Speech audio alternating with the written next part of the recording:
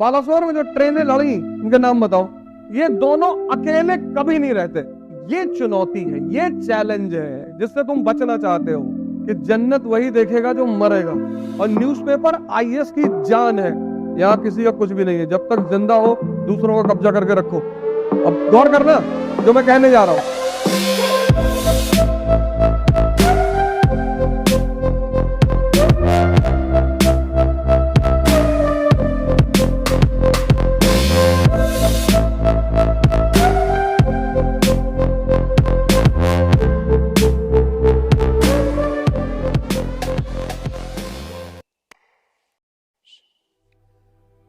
जो पहला काम हर युवा को करना चाहिए, करना ही चाहिए।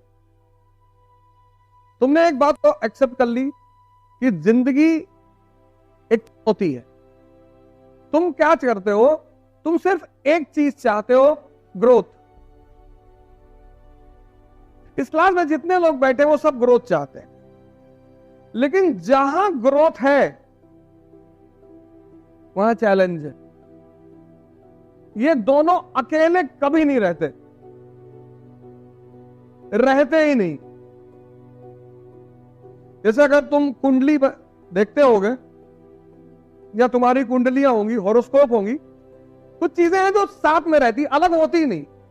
दो ग्रह राहु और केतु हमेशा आमने सामने बैठते हैं। तुम सब ग्रोथ चाहते हो लेकिन चैलेंज नहीं चाहते। कहते नहीं नहीं ये ना करो भैया, आईएएस बनना है, हाँ घंटा पढ़ने पड़ेगा। सर कोई जुगाड़ बता दो।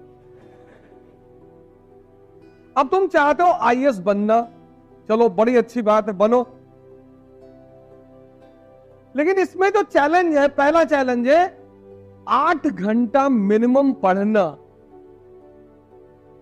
मिनिमम 8 घंटा, बहुत ज्यादा नहीं, 8 बहुत है।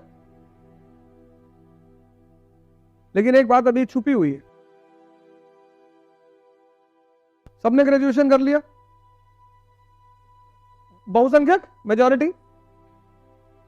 अब जब तुमने ग्रेजुएशन किया तो ग्रेजुएशन में क्या है? एग्जाम 10 दिन का है हर साल। हर साल यानी ग्रेजुएशन में 365 दिन में तुम्हें सिर्फ 10 दिन मरना है। 355 दिन तुम फ्री हो। यही तो है इंडिया में ग्रेजुएशन। 355 दिन तुम मस्त हो। और इस 10 दिन में जो परीक्षा भी है उसका तुम्हें इंपॉर्टेंट पेपर भी मिल जाता है। हमें तो मिलता था, 20 क्वेश्चन मिलते थे हर पेपर के। और उस पे से हमारे सीनियर कहते थे, बाद में हम अपने जूनियरों से कहते थे कि अगर कोई क्वेश्चन ना आए तो घबराना मत, आंसर शीट भर देना,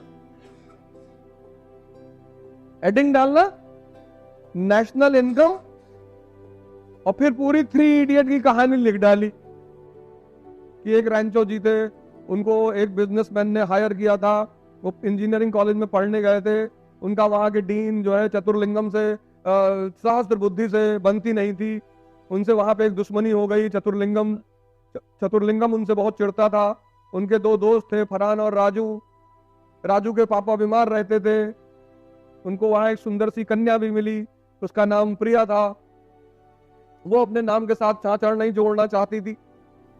और लिखना क्या है, वही तो वो लास्ट में कहती है ना, प्रिया चाचड़।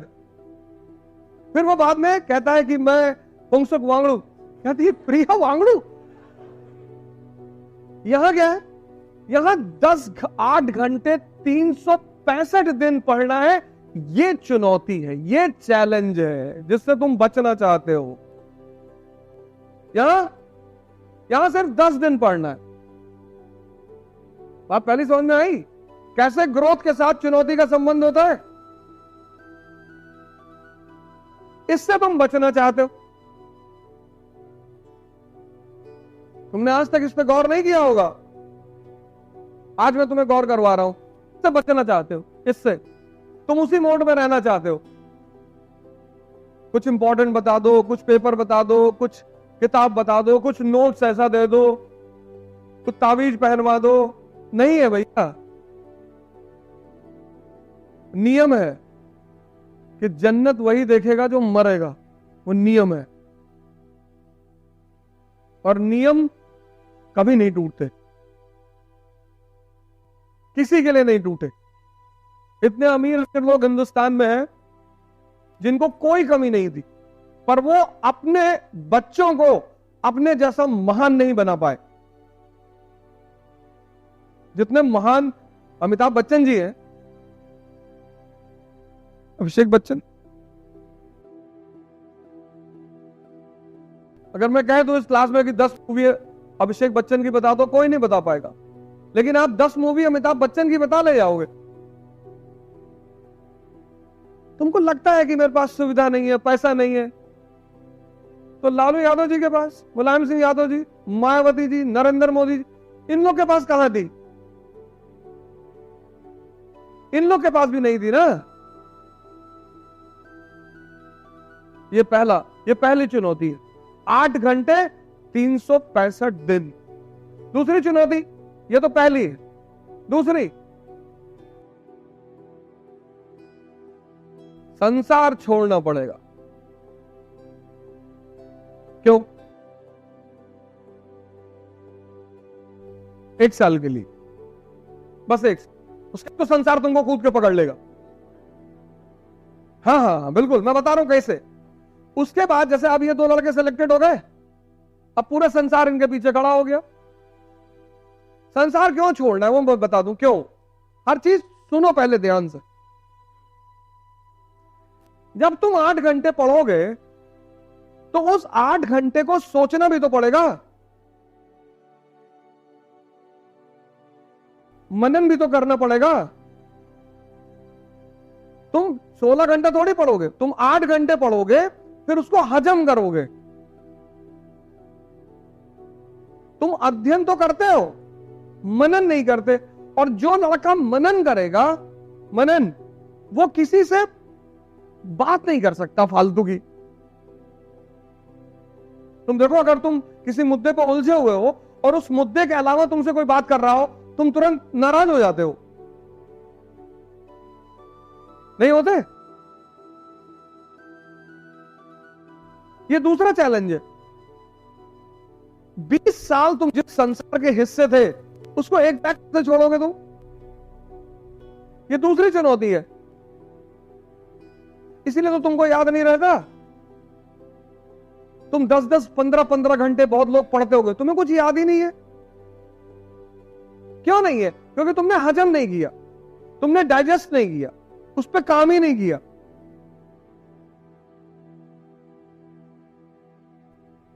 बालासोर में जो ट्रेनें लड़ी, उनके नाम बताओ। देखो, इतनी बड़ी घटना है, घटना बड़ी है ना, और 2 दिन 3 दिन पहले की है। तुमसे मतलब ही नहीं, तुमसे मतलब ही नहीं है। इसलिए जो लड़का आईएएस की तैयारी करता है और सीरियस हो जाता है, उसको लोग घमंडी कहने लगते हैं। यार दिमाग खराब हो गया है, अभी तो आईएएस बने भी नहीं लेकिन दिमाग खराब हो गया, किसी से बात नहीं करते हैं। मैं गया था नीचे, मुझसे मिलने ही नहीं आए। अबे हमको चुनाव लड़ना है जो तुमसे मिलने आए? हम नेता हैं? हमारे लड़के का मुंडन था, उसमें नहीं आए। हमारी शादी थी, उसमें नहीं आए। तुम्हारी शादी में आते तो हमारी भी करवाते तुम। दुख में जाओ किसी के, वहां तुम्हारी जरूरत होती है उसको। सुख में तो वैसे ही इतने लोग घेर, किसी का जाओ, वहां तुम्हारी जरूरत होती है उसको। अभी पार्टी दे दो कि क्लास में खड़े हो गए कि आज शाम को मेरी तरफ से पार्टी, कानपुर के 5 स्टार, पूरा क्लास जाएगा तुम्हारे साथ, भले तुमको ना जानता हो। और भी क्लास में सबसे कहते हो कि भैया 500-500 रुपए दे दो, हम भी अपनी फीस जमा कर ले। मार के भगा देंगे लोगों तुमको यहां से, देख मंगे कहीं के।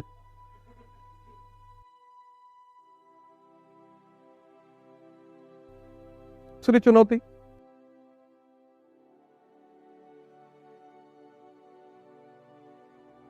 समझना।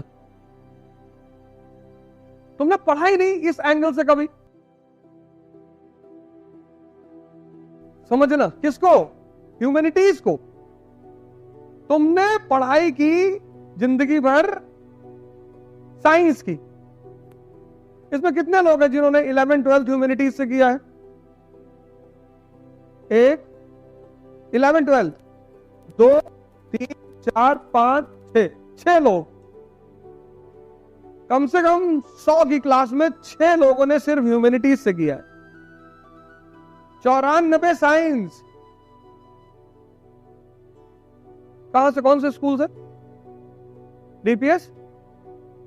अच्छा, आजाद नगर। अच्छा अच्छा। क्या क्या सब्जेक्ट थे तुम्हारे? Polity, science, geography.